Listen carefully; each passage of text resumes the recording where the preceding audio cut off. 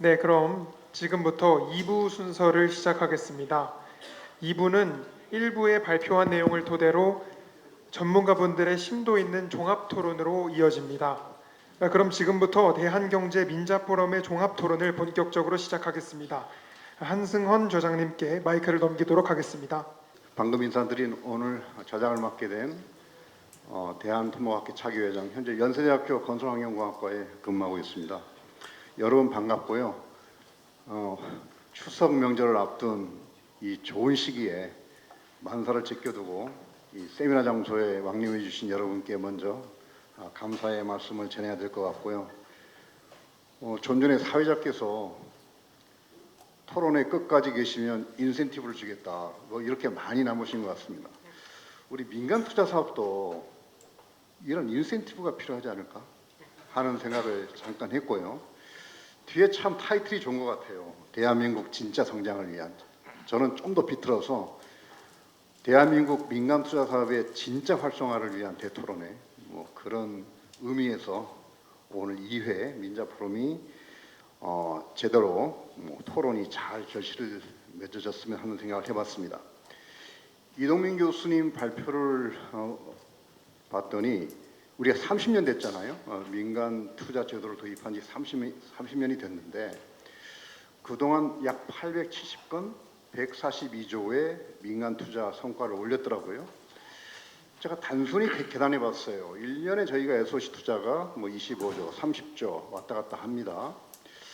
그럼 과연 민간 투자가 어느 정도의 역할을 해왔냐? 우리 SOC 투자에 지난 30년 동안 약 15%, 많게는 20% 정도의 짐을 져왔다, 역할을 해왔다, 뭐 그런 생각을 해봤고요. 반면에 민간 투자 사업이 역할을 해온 그와 같은 기여 부분, 컨트리뷰션이 제대로 우리 사회에서 뭐 인정을 못 받고 있지 않느냐, 뭐 그런 생각도 해봤습니다. 따라서 오늘 이 토론회에는 이 30년이 경과된 민자 사업이 이제 정말 질적으로 터닝 포인트 전환해야 될 시점이 됐다고 생각이 되고요. 뭐 그런 부분에 아주 다양한 많은 제안들이 이루어진 것 같습니다. 오늘 세 분의 발표를 들어봤는데요. 이동민 서울시립대 교수는 이 차기 교통학회 회장님이신데 그동안 논의됐던 민간 투자 사업의 당면 과제 이런 부분들을 뭐 10개 꼭지에 나눠서 아주 디테일하게 잘 제안을 해주신 것 같고요. 우리 민주연구원의 임규빈 연구위원은 그동안 민간 투자 사업에 포괄주의가 도입이 됐고요. 대상 사업을 확대해야 된다. 이런 논의들은 많이 진행이 돼 왔는데 좀 더 구체적으로 AI 시대의 데이터 센터나 아니면 기후 위기에 대응한 인프라의 신규 수요 이런 부분에도 우리가 민간 투자를 유인해야 될 충분한 뭐 당위성이 있지 않느냐 그런 부분에서 제가 신선하게 들었고요. 마지막으로 민간 고속도로 통행료 현 수준 저는 커피 쿠폰처럼 뭐 인센티브 말씀을 드렸는데 이런 부분들이 왜 가장 기본적인 바탕이 안 될까? 왜 민간이라는 것은 자율성이고 창의성이고 이런 부분에 존재 가치가 있다고 생각이 되는데 왜 통행료 문제를 우리가 아직까지도 근본적인 어젠다로 설정할까 좀 아쉬움이 있었고요. 아직도 우리 민간 투자 제도가 좀 갈 길이 멀구나 부족한 부분이 있구나 그런 생각을 많이 해봤습니다. 오늘 세 분의 발제 내용을 비롯해서 전반적으로 우리 민간 투자 제도가 어떻게 질적으로 터닝 포인트를 해야 될지 이런 부분에 대해서 토론해 주실 6분의 패널 분들을 모셨고요. 사회자가 대신 소개를 해줬습니다. 좌장의 역할이 좀 덜어진 것 같고요. 진행 순서를 원래는 정부에서 오신 분들을 제일 뒤쪽으로 배치를 합니다. 저는 좀 더 비틀어서요. 크로스 방식으로 진행을 해볼까 합니다. 먼저 대우건설 김정은 상무님께서 우리 산업계 입장에서 좀 생생한 이야기를 해주실 거고요. 우리 민간투자제도에 대해서 연구기관 입장에서 지속적으로 좋은 제안을 해주신 건설산업연구원의 엄근용 연구위원님께서 두 번째, 그리고 국토교통부의 도로투자정책과장님 오늘 나오셨습니다. 김경원 과장님께서 국토부 관점에서 주로 도로에 대한 이야기가 되겠는데 어떠한 보관을 갖고 계신지 이야기를 들어보겠습니다. 그리고 KDB, 우리 금융공기업이죠. 공기업에서도 민간투자제도에 대해서 그동안 많은 관심들을 보여왔는데요. 우리 김대근 실장님께 말씀을 패널 토론을 부탁드리겠고요. 이어서 삼보기술단 민간투자연구소 홍성필 소장님께서 자타가 공인하는 이쪽 분야의 전문가십니다. 그래서 좀 더 생생한 이야기를 들어보겠고, 마지막으로 기획재정부 신대원 과장님께서 오늘 오전까지는 못 오신다고 그랬는데요. 오후에 또 시간이 되셔서 이렇게 귀한 걸음을 해주신 것 같습니다. 신대원 과장님께 마무리 발언차 이제 정부에서 어떤 생각과 고민들을 하고 있는지를 들어보는 순서대로 진행할까 합니다. 시간 제약이 있어서 일단 첫 번째 라운드는 5분 내지 6분 정도 제가 부탁을 드리겠습니다. 김정원 상무님 준비되셨으면 먼저 네. 말씀을 들어볼까요? 예. 네, 안녕하세요. 대우건설에서 민자사업 담당을 하고 있는 김정훈 상무입니다. 요즘 건설업 전반이 많이 어렵고 또 정부의 재정 부담이 있는 상황에서 또 민자사업의 역할이 있는데, 오늘 또 이런 귀한 포럼의 장을 만들어 주신 대한경제 대표님이야 여러 관계자분들께 다시 한번 감사드리면서요. 전 오늘 그 주제 발표한 내용하고 그다음에 그 건설업에서 바라보고 좀 건의드리고 싶은 내용을 한 3가지 정도로 정리해서 발표를 좀 토론을 하도록 하겠습니다. 먼저 첫 번째는 저희 민간 투자 사업을 하면 이제 SPC가 만들어지면서 이제 자본금을 이제 내게 되는데요. 이번에 이제 자본금 조달 부담에 대한 사업 시행자의 자본금 조달 부담을 좀 완화해 주십사 하는 건의를 한번 드려보려고 합니다. 앉아 계신 분들의 이해를 돕기 위해서 가장 최근에 저희가 했던 사업을 좀 예로 들면서 말씀을 드려볼까 합니다. 저희는 이제 GTX B 사업을 최근 9월에 금융약정하면서 이제 본 궤도에 올랐습니다. GTX B 사업은 총 사업비는 약 4조 3천억, 또 민간 조달 규모는 3조 5천억, 자본금 포함입니다. 정도로 거의 최대 규모 수준입니다, 국내에서. 근데 그 중에 이제 한 15%에 해당되는 4,500억, 약 4,500억 정도를 자본금으로 조달하다 보니까 그 중에 또 이제 건설사는 한 30%, 그러니까 약 700억 정도가 되고요. 또 FI 측에서 또 조달해서 투입하셔야 되는 돈도 거의 4천억에 가깝습니다. 이러다 보니까 현재 어려운 그 건설 경기가 좀 얼어붙은 상황에서 건설사가 6년 동안 묶여 있는 돈 700억을 투자를 한다는 것이 사실 현실적으로 좀 어려운 부분도 좀 꽤 있었고요. 그다음에 저희가 이제 금융약정을 준비하면서 6개월 이상 이렇게 난항을 겪다가 결국은 9월에 이제 타결이 됐는데, FI 입장에서도 이제 그 자본금 무수익 자본금인데 그 돈을 이제 이렇게 투자를 이렇게 결정할 수 있는 기관이 국내에 그렇게 많이 있지 않은 상황입니다. 연기금들도 이제 SOC 지분 투자를 안 하기 때문에 국내에 있는 이제 펀드나 그다음에 각종 인프라 펀드를 운영하시는 기관들에 의지할 수밖에 없는데, 이번에도 상당히 그 부분에서 애를 먹었습니다. 앞서서 이동민 차기 교통학회 회장님께서 발표해 주신 중에 한 7번째 꼭지인가요? 이제 자본금 완화에 대한 얘기가 있었습니다. 그 부분이 예전에 이제 민간 사업자가 혹여 사업을 제한하고 책임감 없이 사업을 엑시트하거나 아니면 놔버리는 그런 경우를 대비하기 위해서 자본금을 어느 정도 이렇게 유지시켰던 것이 사실입니다. 그런데 지금처럼 이제 4조 정도 되는 사업에서 15%의 계속적인 자본금 비율이 적정할지에 대한 생각을 좀 해봤습니다. 그래서 저는 좀 제안하고 싶은 거는 1조 정도 이상 되면 이제 총사업비가 다만 1%, 2%, 3%씩이라도 자본금 레인지를 줘갖고 조금 내려서 고시를 할 수 있는 그런 걸 좀 탄력적으로 해주시면 어떨까 하는 생각을 해보고요. 그런데 또 이게 민자사업이라는 거는 민간하고 정부하고 어차피 파트너십을 이렇게 유지를 하는 것인데, 이게 마냥 또 민간의 입장만 주장할 수 없어서 정부의 또 불안한 주무관청의 입장을 좀 생각해 보면, 저희가 이제 사업을 할 때 사업 이행 보증금을 이제 끊게 됩니다. 사업 전체 규모의 한 10% 정도는 저희가 사업 이행 보증 증권을 제출을 해서 혹여라도 사업 시행자가 좌초됐을 때 정부에서 그것을 취하실 수 있게 이렇게 보증 증권을 끊어서 내는데요. 이번에 4조가 넘는 GTX B 사업에서도 한 10% 커버하는데 저희 보증금 규모가 한 20% 정도, 20억 정도 됐었습니다. 그래서 자본금 비율을 좀 줄여주시고 그 대신에 사업 이행 보증금률을 조금 올리셔서 저희가 보증금 수수료를 좀 더 내고 증권을 끊어서 좀 제출해서 정부에서는 어느 정도 안전장치를 확보하고 민간에서는 자본금 비율을 좀 줄이는 쪽으로 좀 개선을 해주시면 어떨까 하는 제안을 좀 드립니다. 덧붙여서 지난 10월 발표된 그 민자 활성화 대책 중에 이제 출자 전용 인프라 펀드가 2천억 규모로 이렇게 지금 돼서 아마 첫 번째 투자처를 대장홍대 사업에 투자하는 걸로 알고 있습니다. 그건 너무 감사한 일이고요. 근데 이제 규모가 2천억 수준이다 보니까 조금 적응감이 있는데 이것도 좀 확대를 좀 부탁을 드리고, 그 다음에 이 부분을 신규 이제 추진하는 사업에만 이게 좀 적용되게 돼 있는데, 자금 재조달 이익 공유를 좀 배제하는 조건으로 해서 착공 이후에 리파이낸싱하는 사업에도 좀 적용을 해주시고 좀 확대해 주시면 좀 민간 사업자들이 제한 이후에도 좀 많은 도움이 될 거라고 생각이 됩니다. 첫 번째 말씀드렸고 자본금 완화에 대해서 말씀드렸고요. 두 번째로 뭐 언론에서 많이 나오는데 공사비 현실화 문제 좀 말씀드리겠습니다. 그 공사비 현실화는 이제 민자 사업자들이 가장 이제 곤란한 부분 중에 하나입니다. 최근에 이제 안전과 품질에 대한 정부 또 사회적인 요구가 크게 높아지고 있고 정부의 기조 또한 이제 이 부분에 대해서 강한 드라이브가 좀 걸리고 있습니다.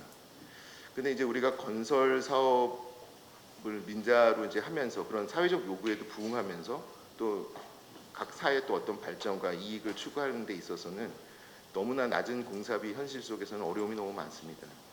물론 이제 정부에서도 앞서 발표 자료에서 나왔지만 여러 장치를 통해서 이런 어려움을 헤아리시고 지원을 해주고 계십니다. 그래서 물가가 GDP 디플레이터하고 CPI하고 7% 이상 격차가 발생되면 그 이상부터는 50%를 이제 지원해 준 제도가 있지만 앞서 말씀드린 것처럼 7%가 조금 높아서 거기까지 도달하는 게 좀 흔치 않다. 그런 부분에서 좀 약간 아쉬움이 있고요. 그다음에 또 올해 작년 10월에는 이제 물가 상승분, 그러니까 2022년과 2021년과 22년의 급격한 상승분에 대해서 총사비 4.4% 한도 내에서 보존해 주시는 제도도 이렇게 발표가 되었습니다. 그래서 많은 프로젝트들이 또 혜택을 보고 있는 것도 사실인데요. 그런데 이제 저희는 이제 그 외에 이 혜택을 볼 수 없는 사업들이 더 많기 때문에 좀 다른 좀 제언을 좀 드리고자 합니다.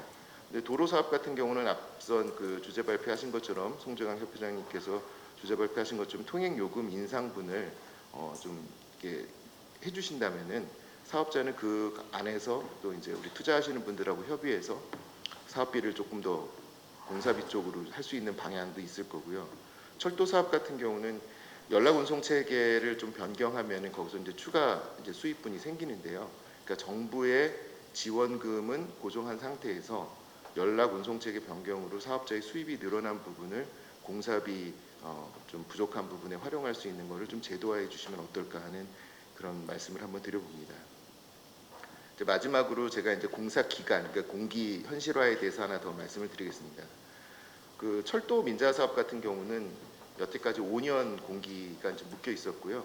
대부분의 철도 사업들이 그 공기 안에 끝난 사례가 없고 길게는 뭐 1년 이상에서부터 2년이 넘게까지 주무관청하고 공기 현장의 귀책에 대해서 다투기도 하고 또 그 가운데서 이제 손실도 발생하고 있습니다. 이게 이제 공사 기간 중 부족한 공기를 무리한 공정으로 추진하다 보니까 앞서 말씀드린 문제가 되는 안전에도 문제가 되고 또 품질도 좀 안 좋아지는 게 현실입니다. 그래서 이제 이런 공사 기간을 좀 현실화할 수 있는 것을 좀 말씀을 드리다 보니 그 공사 기간을 기본적으로 5년을 철도를 줬던 것을 최근에는 이제 6년으로 좀 늘려서 좀 그 다음은 좀 한숨 좀 돌리는 좀 숨통이 좀 트였는데요. 그래도 1년은 좀 부족한 상황이 되게 많습니다. 그래서 이제 한 가지 제언 드릴 거는 저희가 착공 시기를 좀 현실화해 주시면 어떨까 하는 생각을 합니다. 이제 공사 기간 연장의 주된 사유가 용지 보상 지연하고 이제 지작물 이제 처리 지연이 가장 주 사유입니다. 그래서 저희가 현재는 실시 계획을 승인받고 나면은 협약상에 보면 90일 이내에 착공을 해야 합니다. 뭐 특별한 경우에 뭐 이제 미룰 수도 있지만요. 이런 부분에 실시 계획 승인을 받고 무리하게 90일 동안의 용지 보상이 충분치 않은 데서 저희가 착공계를 내다 보니 그게 결국은 뒤쪽으로 이제 계속 전가가 돼서 그 건설하는 사람들이 무리하게 일정이 자꾸 딜레이를 됩니다.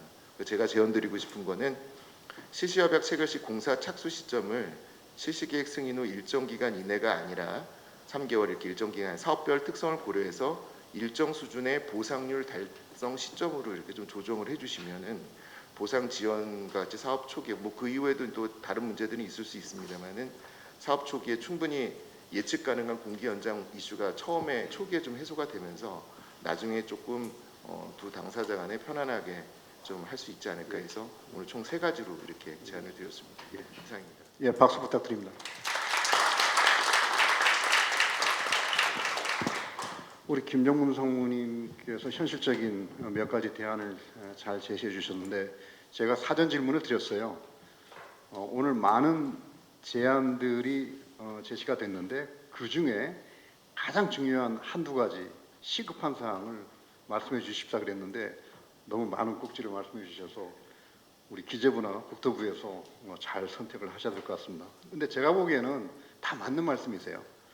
특히 최소 자기자본 규정을 현실화시키는 부분, 공사비, 공사기관의 현실화, 통행료 문제 이런 부분들은 충분히 저희가 공감할 수 있는 그런 어젠다가 아닌가 그런 생각을 해봤습니다. 종합적으로 우리 정부에서 오신 두 분이 마지막에 말씀을 해주시면 좋을 것 같고요.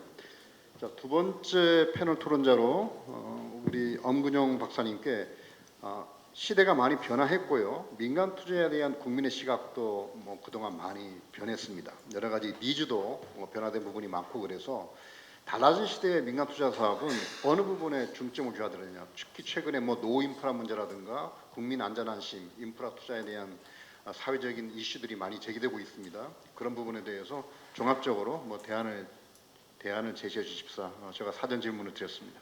엄 박사님 부탁드립니다. 네, 한국건설사람연구원 연구원입니다. 일단 자장님께서 크게 이제 2가지의 질문으로 조금 요약을 할 수 있을 것 같은데요. 첫 번째로는 새로운 시대에 맞는 인프라 정책으로서는 무엇이 어떻게 달라져야 하는지에 대해서 제안을 요청을 하셨고요. 두 번째로는 이제 노후 인프라 분야에 대한 민간 투자 활성화 방안을 비롯한 국민안전, 안심을 위한 인프라 정책의 실천적인 측면 어떻게 봐야 되는지 이게 말씀하셨는데요. 일단 첫 번째로는 참 인프라 투자로서는 여러 가지 되게 많은 효과들이 있는데요. 그 중에서 이제 요즘 시대에 맞는 인프라 정책 방향이라고 생각을 하는 게 인프라가 주는 균형 발전 효과와 지역 경제 구축 효과에 대해서 조금 말해볼까 합니다. 지금 현재 우리나라 같은 경우는 이제 수도권 일극화가 이제 심화되고 있다고 말씀을 드릴 수 있겠는데요. 인구, 자본 모든 상황들이 지금 수도권으로 집중되어져 있는 상황이고 그로 인해서 수도권이 유동성이 넘쳐나다 보니까 주택 가격 상승이라든지 이런 이제 다른 부작용들이 발생하고 있으며 이에 반해서 이제 지방은 사실 인구 자본이 다 빠져나감을 위해서 사실은 지역 소멸 위기까지 처하고 있는 상황이어서 사실 이거를 어떻게 해소할 것인가에 대한 의문이 있는데 사실 인프라 공급으로 인해서 사실은 지역 균형 발전 도모라든지 그다음에 지역 경제를 구축하는 효과를 가진다 이렇게 말씀을 드리겠습니다. 예를 들어 말씀을 드리면 서울 양양 고속도로 사례를 보겠습니다. 서울 양양 고속도로는 서울에서 춘천까지 민자 사업으로 추진이 되었고 춘천에서 양양까지 이제 재정 사업으로 추진이 되었는데요. 사실 이 고속도로가 추진되기 전까지 양양이라는 곳이 뭐 하는 곳인지도 알 수도 없습니다. 근데 이 도로의 구축으로 인해서 사실은 양양 지역의 어떤 그 관광이라든지 그 다음에 그 강원도 북부 지역에 사실은 많은 경제적인 효과를 가져오고 있습니다.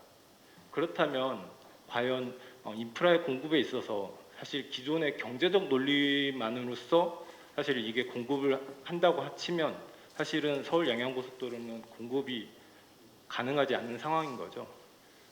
그런데 반대로 생각을 해보면 먼저 인프라가 공급이 된 다음에 그 다음에 이로 인해서 지역 경제를 활성화를 하고 그 다음에 그 지역 경제 활성화함으로 인해서 사실은 인구라든지 자본이 그 지역에 머물 수 있게 하는 효과를 가진다는 부분을 좀 말씀을 드릴 수 있겠습니다. 그리고 이제 그 다음으로는 사실은 이와 연계돼서 우리가 이제 타당성 조사를 하는 데 있어서 BC 분석과 그다음에 총사비 관련돼서 좀 말씀을 드리고자 하는데요. 사실 이 총사업비라는 게 우리가 이제 최근에 이제 공사비 급등이라든지 안전 규제, 그다음에 환경 규제 같은 이유 등으로 인해서 사실은 총사업비가 많이 올라갔습니다. 근데 총사업비가 올라가면 사실은 비도 같이 좀 올라가야 기존에 좀 사업이 추진이 될 수 있는데 사실은 지방의 경우 인구가 없는 상황에서 인구도 없고 수요도 그렇게 현재 상태에서 그렇게 크지 않은 상황에서 이게 무한정 올릴 수 있는 게 아니거든요. 근데 또 한편으로 살펴보게 되면 기존에 이제 뭐 도로와 관련된 예를 들어 편익 산정 기준 같은 거를 좀 분석을 해보면 예를 들어 차량 운행 비용 편익이라든지 그다음에 통행 시간 절감 편익이라든지 뭐 교통사고 편익이라든지 이런 것들이 있는데 사실 차량 운행 비용 편익은 사실은 차량이 계속 연비가 개선이 되고 전기차 활용이 계속 높아지기 때문에 시간이 가면 갈수록 이 비용 자체는 기본적으로 산정하는 곱하는 모수값 자체가 작아질 수밖에 없는 구조입니다. 거기에 대해서 통행 시간, 교통사고 관련된 절감 편익은 기본적으로 시간의 변화라든지 이런 게 소비자 물가 지수와 연동이 되어 있는 구조거든요. 이게 물론 이제 분석 자체가 잘못됐다는 게 아니라 이거는 보편적으로 계산하는 산정하는 방식입니다. 그런데 반해서 사실은 공사 비용이가 이런 게 급증함으로 인해서 사실 위에가 모수는 크게 변화가 없는 상태에서 아래만 이제 분모만 커지다 보니까 이게 사업 추진이 사실 쉽지 않은 상황입니다. 그렇다면 사업을 추진이 좀 가능하게 열어주기 위해서 어떤 방안들을 좀 고민을 해야 될까? 사실은 제가 생각하는 거는 코스트를 좀 낮춰줬으면 하는 방안입니다. 예를 들어 미국 같은 경우는 사실은 민자 사업을 추진하는 데 있어서 그 총 사업비의 50% 가량을 국채와 지방채로 좀 활용을 하고 있습니다. 그러니까 전체 사업비의 50% 가량을 국채 수준으로 금리를 유지를 하다 보니까 사실 지금 현재 커머셜을 통해서 그 자금 조달을 하는 거에 비해서 사실은 3~4% 가량 다운을 시킬 수 있는 요인이 되고 있거든요. 근데 이런 부분을 조금 고려해 주는 게 좀 필요하지 않을까 싶고요. 그 다음으로는 사실은 결국엔 앞서서 제가 균형 발전에 관련돼서 조금 말씀을 드렸었는데 이 그 타당성 조사 분석하는 데 있어서만큼은 균형 발전 효과를 가지기 때문에 예를 들어 지역 업체를 좀 활용을 한다든지 아니면 지역의 사람들을 고용하는 경우에 한해서는 조금 C를 좀 그 비용만큼 빼주는 방안을 좀 고려하는 게 어떨까 싶습니다. 그래야만 지방의 지역에 좀 인프라가 공급이 좀 더 원활하게 되지 않을까 싶습니다. 그리고 이제 두 번째 질문에 대해서 이제 말씀을 드리면, 그러니까 노후 인프라 분야에 대한 뭐 민간 투자 활성화 방안 및 뭐 국민 안전, 안심을 위한 인프라 정책의 이제 실전적인 측면에서 이제 어떻게 중점을 둬야 되는 말씀을 하셨는데요. 일단은 제가 2024년 1월에 공표된 인프라 총조사 자료를 살펴보게 되면 총조사가 이루어졌음에도 불구하고 자료가 이제 워낙 시간이 오래되다 보니까 미비돼서 준공 연한을 알 수 없는 자료가 있습니다. 근데 거기에 더해서 사실은 성능 개선 평가가 이루어지지 않음으로 해서 이 시설물이 정확하게 어떤 상태 안전한지 아니면 아닌지 그런 상태를 좀 알 수가 없는 부분들이 있습니다. 그래서 우선적으로는 그런 준공 연한 자료를 알 수 없는 그런 시설물에 대해서도 일단 1차적으로 성능 평가가 좀 필요하지 않을까 싶고요. 두 번째로는 조금 우리가 인프라를 어느 정도 수준으로 관리를 해야 하는지에 대한 좀 구체적 좀 기준이 필요하지 않을까 싶습니다. 영국의 이제 뭐 셰필드시 사례 같은 경우 보게 되면 도로 관리를 이제 민간 투자 사업으로 추진을 하고 있습니다. 그런데 여기는 단순히 유지 보수만 맡기는 게 아니라 구체적으로 좀 더 가로등의 조도는 어느 와트 정도 수준을 유지를 해야 되고 도로의 상태는 어느 정도 수준을 유지를 해야 되기 때문에 일종의 스캐너라는 자동차까지 활용을 해서 도로에 대해서 진단을 하고 그다음에 거기에 대해 평가를 내리고 그에 맞춰서 비용을 지불하는 그런 구조로 되어 있습니다. 그래서 이런 두 번째로는 그런 기준이 좀 필요할 것 같고요. 그다음에 이제 마지막으로는 사실은 이게 가장 큰 문제인데요. 노후 인프라가 급속하게 증가함에 따라서 이들 시설물에 대해서 전체적으로 재정 사업으로 다 하기가 사실은 점점 시간이 갈수록 쉽지 않은 상황입니다. 근데 그렇다면 민간 투자 자본은 어떻게 이거를 좀 유도할 것인가의 부분에서 이제 고민이 큰데요. 사실 이 기존에 재정 사업으로 했던 부분들, 그 다음에 이제 재정 사업으로 함으로 인해서 사실은 통행료를 받는 사업이 있고, 그 다음에 통행료를 아예 지불하지 않는, 예를 들어 국도 같은 경우는 이런 부분에 대해서 그러니까 자본 투자한 금액을 어떻게 회수할 것인가 그런 부분에서 조금 고민이 필요하지 않을까 싶은데요.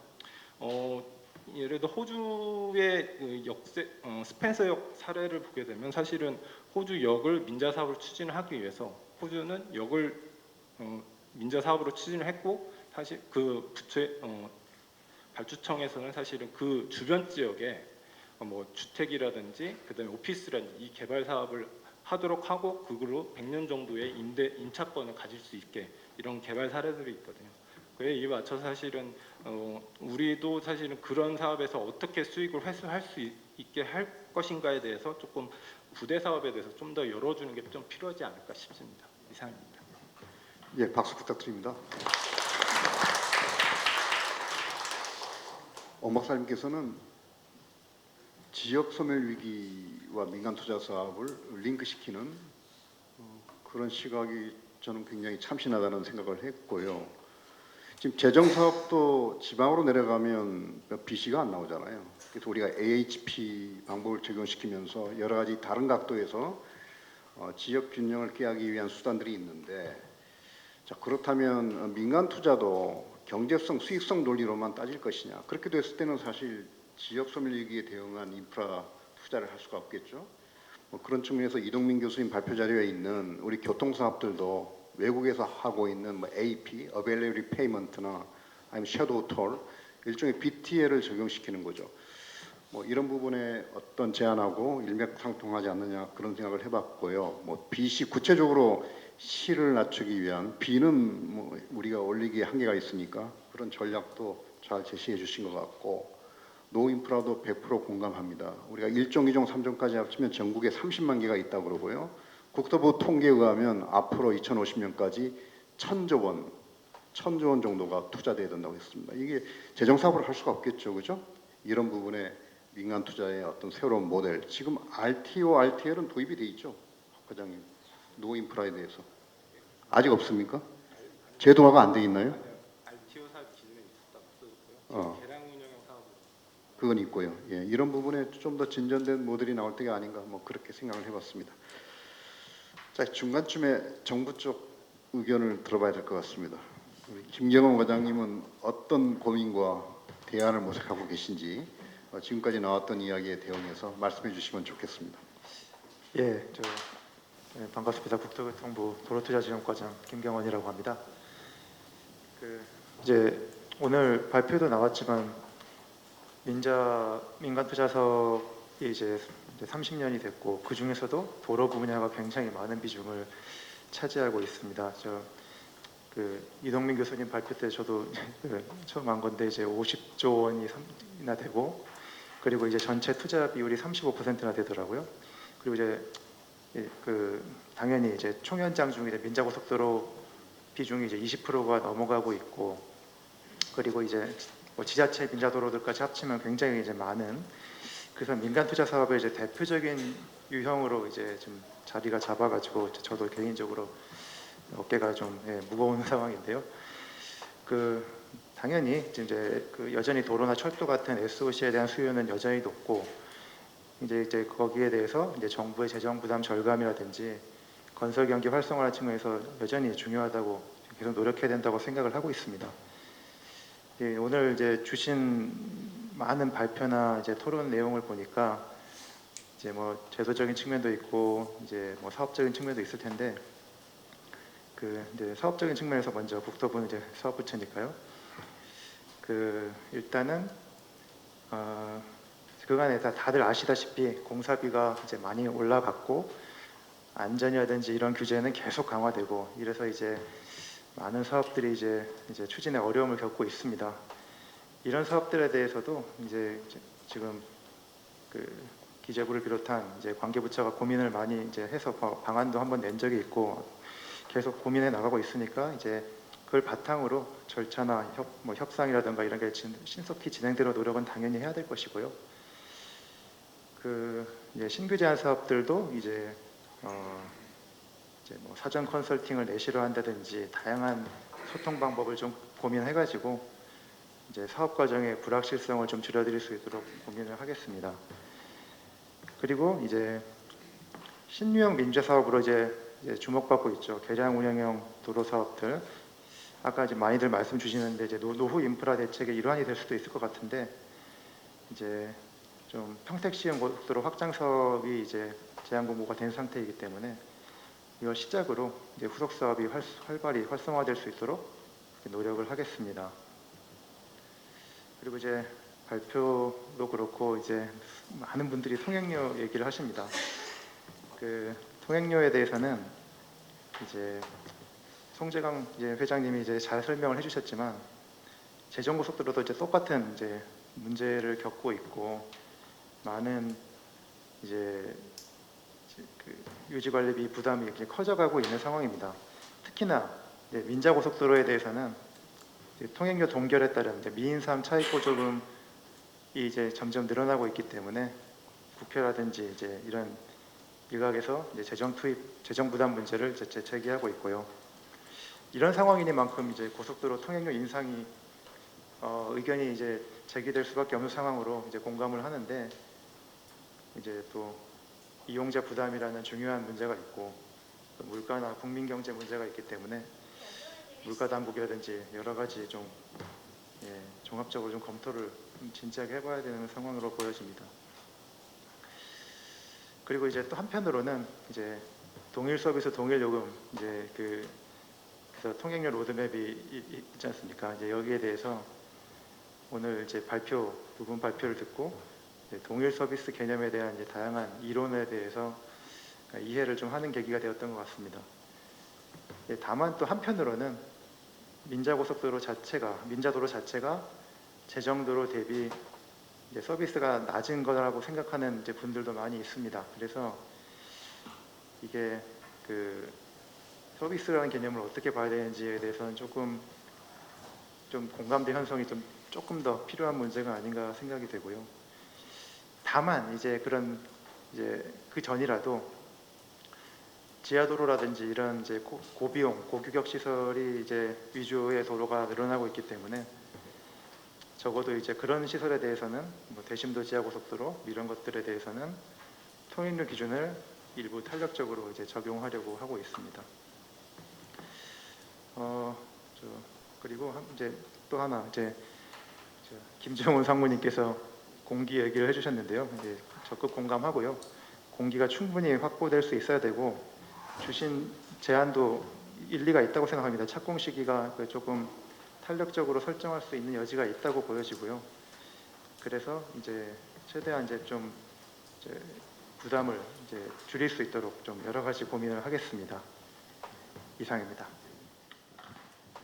예, 박수 안 치십니까?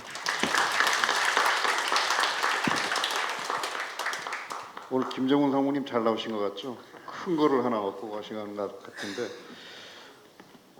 김 과장님 질문 하나 던져도 돼요? 지금 통행료를 제한하는 케이스가 고속도로가 유일하잖아요. 지자체 고속도로도 뭐 자율 제한이라고 알고 있고요. 철도 GTX 자율 제한이고 그다음에 항만까지 지금 대부분의 민간 투자 시설이 자율 제한 많이 통행료를 쓰게 되면 점수에서 깎이겠죠. 뭐 그런 구조를 갖고 있는데 유독 고속도로만 1.1로 제한한 더 특별한 이유가 있으신가요? 아마 이제 도로가 처음으로 이제 가장 광범위하게 초기 단계에서 민자 사업으로 추진이 되는 과정에서 이제 정부도 경험이 없었고 그래서 이제 다양한 또 사업자들도 경험이 없기 때문에 다양한 사업성에 맞춰 가지고 도로 이제 통행료가 설정이 됐을 거라고 보여집니다. 그 과정에서 이 격차에 대한 문제가 제기가 제일 예민하게 들어갔던 게 도로 같고요.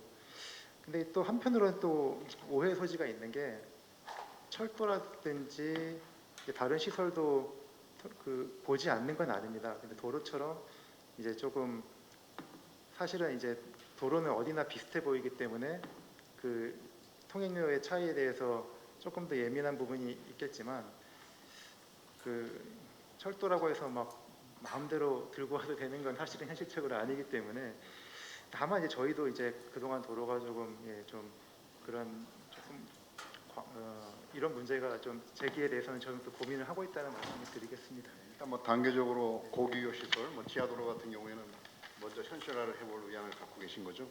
그래서 단계적으로 좀 예, 감사합니다. 고맙습니다. 자, 다음은 KDB 산업은행 PF 실장을 맡고 계신 우리 김대근 실장님께 마이크를 넘기겠습니다. 네, 안녕하십니까. 저는 산업은행 PFEC 김대근 운송인프라 팀을 맡고 있는 김대근 팀장입니다. 원래 이제 김현식 실장님이 참석하기로 예정돼 있었는데 오늘 급하게 굉장히 급한 일이 있어가지고 제가 대신 참석을 했습니다. 그래서 뭐 조금 이제 미리 이제 고민을 한다기보다는 뭐 사전에 저희가 이제 조금 요청받았던 사항하고 평소에 이제 민자 사업, 그러니까 금융기관 측면에서 민자 사업을 하면서 조금 이런 부분은 좀 고려나 뭐 이제 약간 좀 고민을 좀 했으면 하는 부분에 대해서 몇 곡지 좀 말씀드리고자 합니다. 먼저 이제 사전에 요청받은 사항을 좀 답변 좀 정리해서 답변 드리면 먼저 이제 요즘 이제 뭐 아마 이제 일반 그러니까 건설사들이 이제 재정 사업보다는 이제 민간 투자 사업이나 뭐 이제 기술과 관련된 사업들이 점점 증가하는 부분에 있어서 어떤 식으로 대응해야 되는지에 대해서 이제 요청을 받았는데요. 일단은 뭐 이제 민간 투자 사업이 이제 뭐 요즘 위축되고 뭐 이런 것 때문에 뭐 전체적인 규모가 뭐 증가될 수도 있고 감소될 수도 있겠지만 SOC 시설에서 이제 정부 예산 제약 때문에 민간 투자 사업이 SOC 시설에서 차지하는 비중은 지속적으로 늘어나지 않을까라는 생각을 하고 있습니다. 그리고 이제 민간 투자 사업에서도 이제 전통적인 도로나 철도 중심에서 이제 환경복지시설, 점점 기술을 요구하고 있는 그러니까 사업들, 뭐 데이터 센터를 최근에 많은 예를 들지만 해외 사업을 보면 이제 데이터 센터뿐만 아니라 통신 타워, 그다음에 인공위성 이런 것들도 이제 민자 사업으로 진행하고 있는 것 같습니다. 뭐 향후에 우리나라도 그런 분야를 조금 이제 그런 분야 방향으로 좀 진행되지 않을까 생각하고 있습니다. 뭐 전통적인 도로 사업 같은 경우에도 뭐 예전에는 단순히 이제 고속도로를 건설했지만 요즘은 이제 지하화하고 지상은 공원을 한다든지 기존 사업을 이제 뭐 계량 운영형처럼 확대하는 이런 사업들이 조금 이제 중심으로 좀 흘러가는 것 같습니다. 뭐 이제 건설사 측면에서는 최근에 이제 공사비 상승이라든가 안전 관련 요구사항 증가로 인해서 많이 이제 안전 관련 요구사항도 있고 이제 사업 분야도 점점 변화하는 부분에 대해서 많은 혼란을 가지고 있습니다. 일단 기본적으로 이제 공기업을 떠나서 금융기관으로서 최근에 사업을 검토함에 있어서 이제 사업들이 이제 오래전에 제한된 뭐 2000년도 초반에 제한돼서 이제 검토 기간이 길다 보니까 그런 사업들이 낮은 금리라든가 낮은 공사비를 통해서 이제 사업이 금융기관 입장에서도 참 접근하기 힘든 사업들이 꽤 있습니다. 그렇다 보니까 금융약정도 된다고 하더라도 금융약정이 굉장히 지연되는 사업들. 상무님 말씀해 주셨지만 최근에 완료를 했지만 GTX-B 같은 경우에도 뭐 협약 체결하고 난 뒤에도 한참 걸려서 금융약정이 간신히 되는 이런 사례들도 있습니다. 그래서 이제 뭐 금융기관 입장에서 이제 공사비가 뭐 중요하냐라는 의문이 드실 수 있을 텐데 공사비 같은 경우에는 이제 그러니까 건설사들이 공사비가 안 되다 보니까 시공률이 박하고 그러면 이제 공사를 최소한으로 진행하기 위해서는 금융기관의 추가적인 조달을 요구를 하고 금융기관 입장에서도 추가적인 조달을 하려면 이제 수익률이 떨어지고 그렇다 보니까 굉장히 뭐 공사비가 시공사도 어려움을 측면을 유발하고 금융기관도 어려움 측면을 유발하는 상황인 것 같습니다. 뭐 현실적으로 뭐 이게 모든 분들이 이제 어려움을 인식하고 있지만 원론적으로 뭐 사실 대응이라는 게 그러니까 사업을 뭐 당장 사업을 따기 위해서 이제 무리한 사업을 확보하기보다는 좀 다소 긴 안목으로 이제 사업 제한 시점부터 이제 적정 이윤이라든가 적정 금리를 제한할 필요가 있지 않을까라는 생각을 합니다. 물론 뭐 당장 사업을 따야지 이제 뭐 사업 부서를 유지한다거나 이런 어려움이 있는 건 아닙니다. 근데 이제 결국 그렇게 제한했다가 나중에 굉장히 어려움을 겪고 굉장히 최종적으로 지연되는 상황이 좀 발생하는 것 같습니다. 그리고 정부 측면에서도 이제 뭐 최근에 이제 많은 이제 공사비 인상이라든가 물가 변동을 반영해주고 있지만 시중에서는 이제 굉장히 그것만으로는 굉장히 부족하다라는 게 다수 의견이다 보니까 조금 전향적으로 좀 생각됩니다. 예, 그리고 산업은행에서도 이제 정부 출범과 맞추어 이제 뭐 언론에서 들으셨겠지만 뭐 국민성장펀드라든가 첨단 전략산업기금을 통해서 이제 여러 가지 이제 재원을 확보하려 그런 초격자 산업을 위한 재원을 확보하려고 확보하려고 예정하고 있습니다. 이러한 펀드나 기금이 이제 대출뿐만 아니라 뭐 지분 투자 보증 등을 또 포함하고 있어서 향후에 이제 이런 기술 분야의 사업이라든가 이런 관련된 민자 사업을 진행했을 때 뭐 자금 조달의 제약을 극복하고 저금리 자금 지원을 통해서 민간 기업의 부담을 좀 완화할 수 있지 않을까 기대를 하고 있습니다. 첫 번째 질문 답변은 이 정도로 마치고요. 다음에 답변은 이제 그러니까 민간 투자 금융 생태계를 육성하는데 정부에서 이제 어떤 이제 노력을 기울여야 하는지에 대한 이제 의견을, 그러니까 정부에서 이제 저희 쪽에 생각하는 정부 쪽에서 이제 좀 해주셨으면 하는 바람인 것 같습니다. 일단은 기본적으로 정부에서도 이제 예전에 민자 사업의 역사를 보시면 외환위기 때 민간 투자를 이제 적극적으로 유치하기 위해서 MRG 같은 제도를 도입해가지고 이제 정부에서 민간 투자 사업의 위험을 과감하게 부담해가지고 이제 민자 사업 확충을 크게 기여한 것으로 모두 알고 있습니다. 아마 그때는 이제 누군가의 담당 공무원의 큰 용기가 필요하지 않았을까라는 생각이 듭니다. 이러한 정부 정책이 현재 기준으로 봤을 때는 혈세 낭비라든가 민간의 특혜 등의 비판이 있는 것도 사실입니다.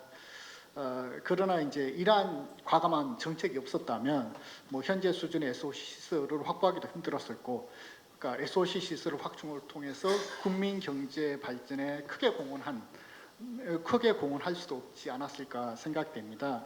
그러니까 외환위기 이후에 이제 국민 경제가 빠르게 안정되고 국가 신용 등급이 빠른 속도로 향상되면서 이제 과거에 높은 수익률을 체결된 민간 투자 사업들이 수익률이 이제 국가가 점점 안정화되다 보니까 지나친 특혜로 인식되는 게 사실 좀 아이러니한 상황인 것 같습니다. 그러니까 만약 나라가 이제 조금 계속 불안정하거나 이랬다면 이제 과거에 높은 수익률로 체결된 수익률이 현재도 불안정하니까 이제 특혜로 인식하기는 좀 힘들지 않을까 생각이 됩니다. 우리나라 정부는 사실 이제 짧은 기간에 SOC 시설을 구축한 성공 경험을 가지고 있습니다. 그래서 이제 새로운 어차피 민자 사업도 기존 사업뿐만 아니라 새로운 사업으로 굉장히 확장을 해야 될 텐데 이런 새로운 사업의 분야에서도 정부에서 위험을 과감하게 이제 부담하는 자세가 좀 필요하지 않을까 싶습니다. 예를 들어 이제 초기 형태의 사업 같은 경우에 민자 사업이 과연 현금 흐름이 제대로 나올지 않을지 가보지 않은 이상 사실 미지의 영역이기 때문에 잘 모를 수 있습니다. 그러나 정부에서 필요한 사업이 있다면 BTL 같은 그 형태를 통해서 현금 흐름을 한번 확인하고 그러면 이제 위험이 어느 정도 확보가 되면 이제 그런 위험을 정부에서 과거처럼 민간으로 전가하는 흐름이 좀 필요하지 않을까 생각됩니다. 그러니까 이상으로 이제 질의된 내용을 좀 답변드렸고요. 제가 평소에 이제 금융기관으로서 담당하면서 이제 평소에 조금 이제 개선을 해야 되는 부분을 간단하게 한 몇 가지 좀 말씀드리도록 하겠습니다. 먼저 이제 아시다시피 이제 통행료 문제는 굉장히 이제 계속 나오고 있는데 그러니까 2017년 이후에 통행료 인상이 민자 사업에서도 거의 인상이 되지 않았습니다. 그래서 통행료 수입에서 전체 수입에서 20% 이상이 육박하는 사업들이 꽤 있는 상황입니다.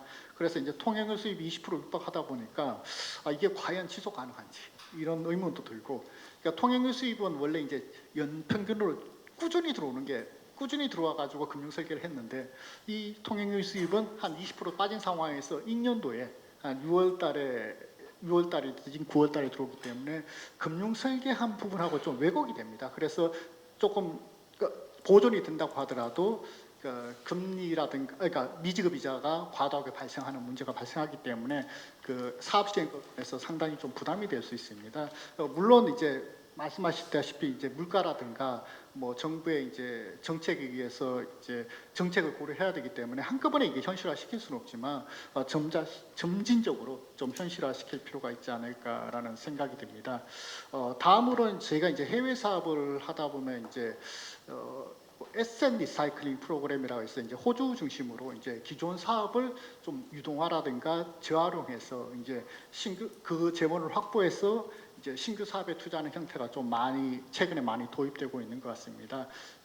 현재 정부에서 보면 이제 나라의 부채를 조달해 가지고 이제 빨리 이제 경제 성장을 하려고 노력하고 있는 것 같은데 조금 개념을 좀 바꿔서 기존의 정부가 가지고 있는 자산들, 기존의 민자 사업의 운영기간 종료 후의 현금 흐름이라든가 아니면 재정 사업의 이제 현금 흐름을 좀 유동화시켜서 그걸 조달해서 신규 사업을 한다든가 정부가 필요한 사업을 한다면 부채를 특별히 국채를 조달하지 않고도 뭐 새로운 사업을 좀 진행할 수 있지 않을까라는 생각이 듭니다. 그리고 이제 이쪽에서도 해외 사업을 하다 보면 공사비 수준이 그러니까 이게 국내에서 킬로미터당 공사비하고 해외에서 킬로미터 공사비가 한 5배에서 10배 차이 나는 것 같습니다. 그러니까 저희도 처음에 이제 이게 왜 이렇게 차이가 나지라는 생각을 좀 했었는데, 그러니까 뭐 저희가 생각하기에는 이제 뭐 고용에 대한 규제라든가 선진국 같은 경우 고용에 대한 규제도 많고 환경이나 이제 안전에 대한 규제 이런 것도 심할 거고, 그 다음에 이제 통상적으로 해외 사업 같은 경우 물가 리스크를 민간에서 부담합니다. 정부에서 이제 저희 나라는 이제 정부에서 부담하지만 그런 측면도 있을 것 같은데 그러기에는 너무 차이가 격차가 많이 나가지고 아마 이제 환경이나 안전에 대한 규제, 노동에 대한 규제가 굉장히 좀 스트릭트하지 않을까라는 생각이 드는데 사실 이제 저희 나라도 점점 그 기준이 선진국화가 되고 있는 것 같은데 공사비는 여기에 따라가지 못하는 부분이 좀 있지 않을까라는 생각이 듭니다.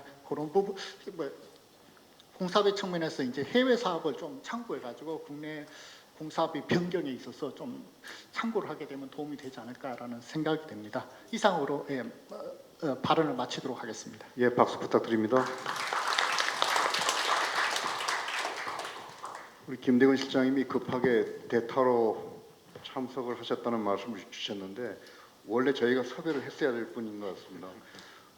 아주 뭐 공감할 수 있는 많은 제안들을 해주신 것 같고요. 뭐 제가 일일이 요약할 필요는 없겠습니다. 근데 저 눈에 딱 띄었던 게 기존 사업의 유동화. 호주 쪽에서는 이제 셀 투 바이라고 부르고 있는 제도, 아직 저희는 도입이 안 돼 있죠. 기존의 인프라 시설을 유동화시켜서 그 자금으로 신규 인프라에 투자하는 선순환 구조를 가지고 있는데 여기에 플러스 컨세션 사업, 그러니까 건설을 기반으로 하지 않는 일종의 양호 사업이죠. 이런 부분도 저희가 법 개정 사항이라고 이야기 들었거든요. 근데 궁극적으로 이쪽 방향도 새로운 비즈니스 모델이 필요하지 않을까 뭐 그런 생각을 해봤습니다. 좋은 제안을 해주셔서 감사드리고요. 그리고 자타가 공인하는 우리 전문가를 또 한번 모시겠습니다. 우리 삼보기술단의 민간투자연구소장님 홍성필 수장님 모시겠습니다. 안녕하십니까. 삼보기술단 홍성필입니다. 저는 오늘 그 발표에서 그동안 제기됐던 이슈들이 다 제기된 것 같아서 제가 생각하는 그 중에 가장 민자 사업을 어렵게 하는 근본적인 측면 한 가지만 좀 말씀드리고자 합니다.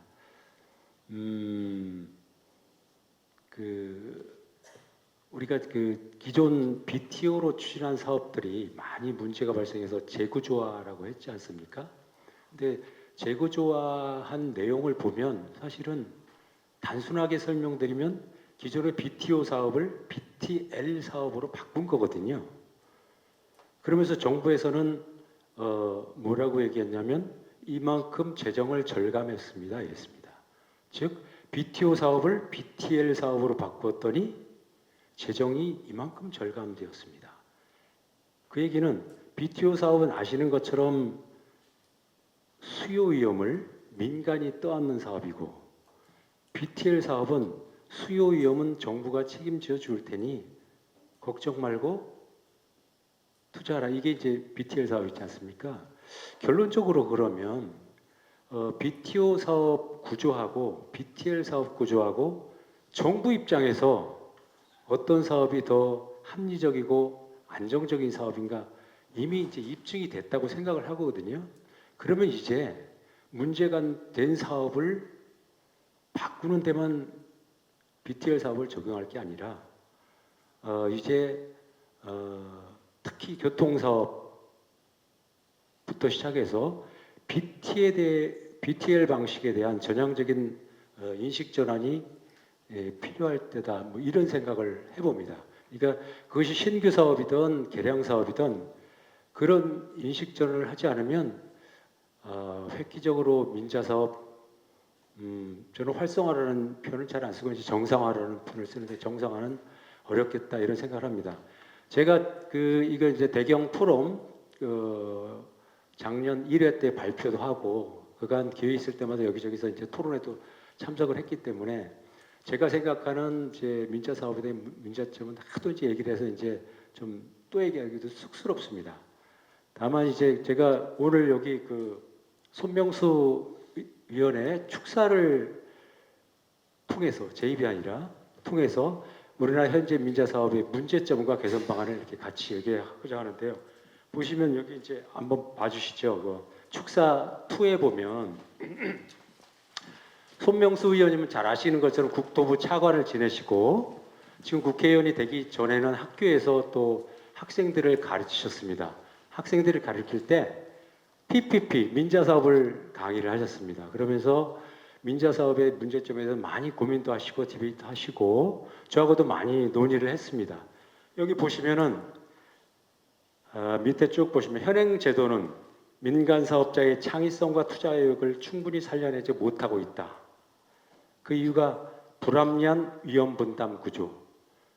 여기서 말하는 불합리한 위험 분담 구조는 아까 우리 송재강 회장님께서 재정도로와 민자도로 비교하시면서 재정도로에서는 수요 위험을 정부가 갖는데 민자도로에서는 수요 위험을 민간이 갖는다. 이렇게 차이점을 설명했잖아요. 근데 여러분 혹시 왜 재정도로에서는 수요 위험을 정부가 갖는데 민자 사업에서는 민간이 가져야 될까? 그 논리적인 이유가 있는가 한번 생각해 보셨습니까? 누가 이유를 저한테 설명 한번 해주실 수 있으면 좋겠어요. 그런 것이 사실은 논의가 돼야 되는데 그런 근본적인 논의가 우리가 전혀 되지 않습니다. 그러다 보니까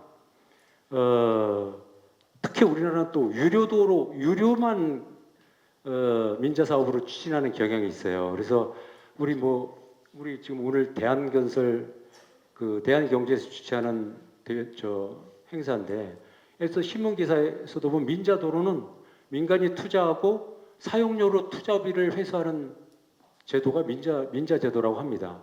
그런 제도가 민자 제도가 아니거든요. 통행료하고 민자 여부하고는 아무 관계가 없습니다. 그래서 오히려 외국에서는 무료 도로가 다 민자 도로입니다. 근데 어떻게 우리나라는 유료에 수요가 위험하고 이런 것만 민자로 내몰고 안전하고 무료한 도로는 재정으로 하고 이상한 구조로 지금 민자 사업을 하다 보니까 민자에 대한 잘못된 인식, 오해 이런 것이 이제 많이 있는 것 같습니다. 그래서 여기 마저 보시면 그래서 우리 손명수 의원께서 합리적인 제도를 설계해야 된다 이렇게 제안을 하고 계십니다. 그래서 이게 제가 생각하는 우리 민자 사업을 지금 어렵게 만드는 가장 근본적인 문제라고 생각을 하거든요. 그래서 우리가 건축 사업에서는 BTL 사업으로 많이 하지 않습니까? 다 사용료도 없고. 근데 왜 교통 사업에서는 유독 이렇게 수요 문제 가지고 어렵게 만들고 어떻게 보면 소모적인 논정처럼 보이는 측면이 없지 않아 있거든요. 그래서 이 부분에 대해서 좀 오늘 대한교통학회 차기 회장님이 발표도 해주시고 또 차기 통학회 회장께서 좌장도 해주시고 더군다나 집권 여당의 민주연구원에서 발표도 해주셨기 때문에 이렇게 공동으로 이렇게 같이 연구하고 논의하면 앞으로 좀 제도 개선에 많이 발전이 있지 않을까 이렇게 기대를 해봅니다. 감사합니다.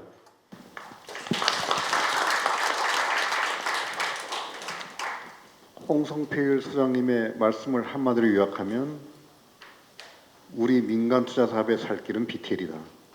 그렇게 요약해도 되겠습니까? 왜 민간 투자자에게 수요 위험을 전가시키느냐? 이게 원래 민간 사업이 갖고 있는 본질적 가치는 아니다. 그런 말씀을 해주셨고 외국의 사례도 많이 들어주신 것 같습니다. 예, 감사드리고요. 마지막으로 요즘 고민이 많으실 것 같습니다. 우리 신대원 민간투자정책과장님께 기재부 개편이 있잖아요. 그 민간 투자 업무는 어쪽으로 가십니까 했더니 기획예산처 예산 업무이기 때문에 뭐 그쪽으로 간다고 하십니다. 요즘 여러 가지 정부 기구 개편과 관련돼서 바쁘실 텐데 또 오늘 이렇게 자리를 같이 주셨습니다. 신관장님께서 뭐 종합적으로 마무리해 주시면 좋을 것 같습니다. 안녕하십니까. 기획재정부의 그 민간 투자 정책을 총괄하고 있는 신대현입니다. 오늘 이 자리에 끝까지 남아주셔가지고 너무 감사하고요. 그다음에 이제 오늘 이제 발표도 너무 잘 들었고 토론자분들께서 말씀해주신 것도 너무 감사드리고요. 일단 이제 제가 고민했던 것 중에 하나가 뭐냐면 제가 현재 계정에 약간 이 업무에 있다 보니까 혹시나 제가 이제 말을 했던 게 혹시 이제 뭐랄까 기사가 된다든지 뭐 그런 걸로 인해 가지고 혹시나 불필요한 오해가 또 생긴다든지 이럴까봐 약간 좀 걱정을 했는데요. 일단은 이제 기사하지 않는 걸로 이제 제가 이제 말씀을 좀 드리고 싶고요. 근데 이제 오늘 제가 나오려고 했던 목적이 뭐냐면, 그러니까 저는 이제 항상 되게 중요하게 생각하는 게 뭐냐면 똑같은 사물을 보더라도 보는 관점에 따라서 달라 보일 수 있다. 그래서 이제 동일한 관점을 갖는 건 건강한 사회는 아니다. 저는 이런 생각을 가지고 있고요. 그래서 이제 민자 사업 관련해 가지고 저는 뭐 예전에도 한번 말씀드렸던 것 같은데 저는 이 뭐 민간 투자 사업이라는 걸 안 해봤어요. 사모한테도 안 해봤고 처음 해왔던 거고. 근데 이제 하면서 제가 여러 가지 이제 고민들이 있고 이제 그런 것들을 한번 공유를 해보는 시간을 가지면 어떨까 이런 생각을 가지고 있고요. 제가 이제 적어온 게 조금 있는데 일단 5분 정도라고 하시니까 일단 5분 동안 이걸 다 할 수 있을지는 잘 모르겠습니다. 일단 이제 첫 번째 이제 말씀드릴 게 민자 사업을 갖다가 제가 좀 말을 좀 빠르게 한번 해보겠습니다. 좀 적은 게 있으니까요. 그러니까 민자 사업을 오랫동안 하고 계신 분들이 이제 이 자리에 많이 있으신데 좀 헷갈리는 것 중에 하나가 뭐냐면 예를 들어서 이제 이러이러한 사업은 민자 사업을 할 수 있지 않을까라고 이제 하는 것들 있잖아요. 근데 그런 것들을 못 해요. 못하는 이유가 뭐냐면 데이터 센터 이제 오늘도 발표가 되었지만 하면 좋겠죠.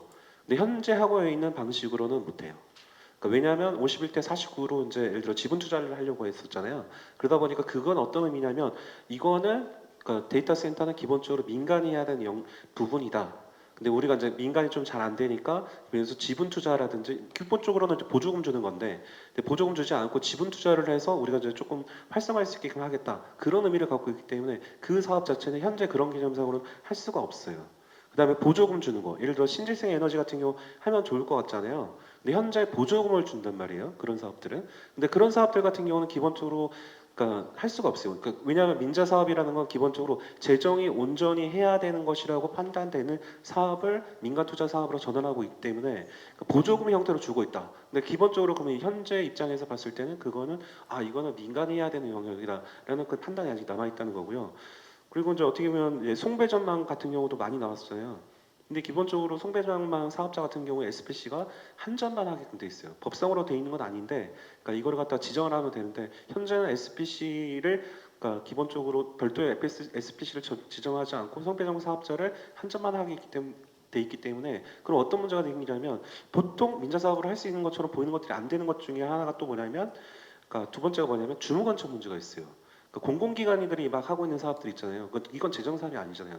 그런 사업들 같은 경우는 민간 투자 사업을 할 수가 없어요. 그래서 오늘 이제 나왔던 여러 가지 내용을 보면은 우리가 이제 보통 PPP라고 하는데 PPP 중에서 저희과에서 담당하고 있는 건 뭐냐면 약간 협의의 PPP 형태예요.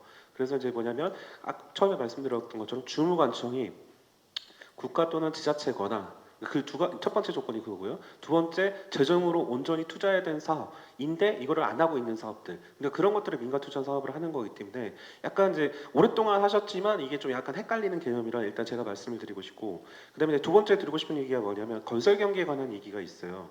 그러니까 통상 이제 기사나 이런 데서도 많이 보셨을 건데 건설 경기 어렵다라고 했어요. 뭘 보고 그랬습니까?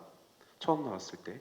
처음 나왔을 때 이제 무슨 얘기가 있었냐면 2024년에 이제 전년 대비 비율이 있었어요. 성장률이 마이너스 3%였어요.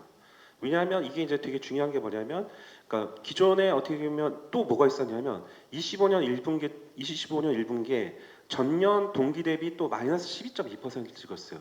그러면서 이 두 가지 팩트를 가지고 건설 경기가 어렵다라는 그 기사가 엄청나게 많이 나왔었고 그러면서 기본적으로 생각하시는 게 뭐냐면 야 정부가 뭐 역할 해야 되는 거 아니야? 라는 생각을 너무 이제 당연하게 이제 기사로 많이 나왔었고요. 근데 그래서 이제 저는 이제 항상 좀 약간 어떤 버릇이 있냐면 남들이 너무 당연하게 생각하는 거를 그렇게 진실일까? 그렇게 생각하는 게 혹시 다른 관점은 있지 않을까? 라는 거를 좀 찾아본 측면인데 그래서 이제 브렉다운을 해봤어요. 브렉다운을 해봤을 때 건설 투자를 갖다 구성하고 있는 게 뭐냐면 그러니까 건설 총산출, 기성이익이 일단 있고요. 그다음 부대 비용이 있어요. 그다음 세 번째가 뭐냐면 재고가 있어요. 이 재고하는 미분양이 있어요. 그래서 이제 일단 부대 비용까지는 못 받고 건설 그러니까 기성액과 그다음 건설 재고 증가함을 또 봤어요. 건설 기성액을 봤더니 2024년까지 오늘 아침에 저 쭉 봤는데 기성액을 봤더니 19년부터 24년까지 사실상 거의 증가를 했어요. 그리고 공공 부문 24년까지 감소한 적이 없어요. 네. 민간 부분 24년에 아까 감소를 했지 않습니까? 23년 대비 민간 부분만 감소를 했어요. 해외 증가했어요.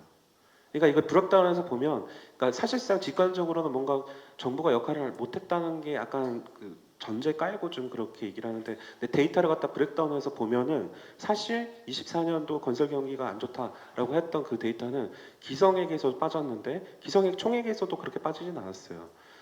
그러니까 민간 부분에서 좀 빠지긴 했는데, 그러니까 그랬고 그다음에 이제 두 번째 이제 또 봤던 게 뭐냐면 건설 재고를 봤어요. 건설 재고 중에 미분양 주택을 봤는데 20년과 21년에 봤을 때 약 2만 가구 이하로 좀 유지를 하고 있었어요. 근데 어떤 문제가 생겼냐면 22년부터 23년, 24년까지 그러니까 이게 7만 가구 이상으로 재고가 증가했어요. 그러니까 그 얘기는 뭐냐면 브렉다운해서 숫자를 봤을 때 결론적으로 봤을 때 24년에 마이너스 3%, 그다음에 25년 1분기에 전년 동기 대비 이제 마이너스 12.2%라고 하는 엄청난 숫자가 나왔는데 그 숫자가 정부가 노력을 안 해가지고 했다고 말하는 건 아니라는 거예요. 공공 부분은 지속적으로 증가를 했고, 그다음에 이게 직접적으로 했으니까 그러니까 건설 재고 부분에 있어서 그 마이너스가 지금 이 영향을 줬던 거거든요. 그래서 이제 어떻게 보면 처음에 이제 들었던 생각이 건설이 어려우니까 정부가 액션이 이제 필요하다. 라는 게 이제 공감대가 기본적으로 있잖아요. 근데 그게 이제 틀렸다고 제가 말씀드리는 게 아니라, 근데 이제 제가 이제 질문을 조금 바꿔서 이제 스스로 생각해 본 게 뭐냐면 건설 경기 안 좋다. 1차 책임이 어디 있지? 원인이 어디 있지? 이걸 짚어본 거고, 그러면 이제 우리가 이제 그랬을 때 정부가 가만히 있지는 않았잖아요. 근데 뭘 했냐면 미분양 주택 매입을 해줬고 정책금융이라든지 저리금융 같은 걸 했어요. 근데 그게 공짜는 아니잖아요. 국민 세금을 하는 거잖아요. 그래서 이제 드는 얘기가 뭐냐면 이게 이제 어떻게 보면 너무 당연하게 이제 보면은 그러니까 직관적으로 봤을 때는 이제 약간 정부에서 뭔가를 해야 된다라고 이제 그렇게 생각할 수도 있지만 꼭 그런 건 아닐 수도 있다. 그런 관점을 일단 제가 공유해 드리고 싶고요. 뭐 이건 제 개인적인 생각이니까 기재부 입장으로 하시면 안 돼요. 제 개인적인 생각이고요. 그다음에 두 번째 이제 그 관련해 가지고 중요한 주제 중에 하나가 제가 느낀 게 뭐냐면 그 민간 투자 사업에 대해서 이제 어떻게 보면 갑과 을의 문제라든지 약간 공공 부문이 좀 우위에 있다 뭐 약간 그런 그 인식들이 좀 있을 수 있는데, 저는 이제 어떻게 생각을 하냐면 민간 투자 사업이 제도 형태로 돼 있어요. 법률부터 해가지고 기본계획까지 돼 있어요. 그러니까 어떤 얘기냐면 그러니까 공공 부분과 민간 부분이 혼재 있는 영역이거든요. 그러다 보니까 어떻게 보면 이제 민간에서 그냥 단순하게 이제 그러니까 제가 봤을 때는 민간에서 그냥 건설 사업하는 거하고 다르게 새로운 규제가 있고, 그러니까 규제라고 할 수도 있고요. 그다음에 또 하나가 뭐냐면 이제 규정으로 돼 있다 보니까 보호해주는 보호막이에요.